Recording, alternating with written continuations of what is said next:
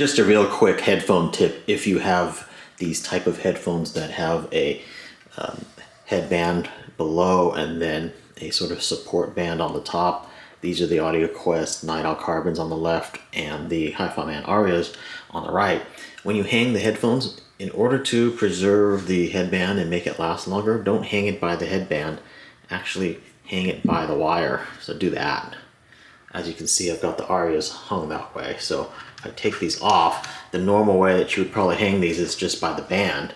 But over time, you know, it's probably going to stretch out the band. The band is, you know, supporting all the weight of the headphone. Now granted, they're not super heavy headphones, but this probably can also work with heavy headphones like Audyssey's.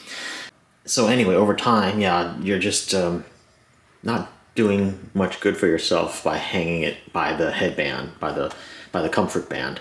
So just go like this and hang it by the actual wire, you know, support structure, wire band, and you'll make your headphones last a lot longer. And you won't stretch out the headband and stuff either. So yeah, good tip, right? Give this video a thumbs up. And thanks for watching. Just a quick video for today. We'll see you in my next video.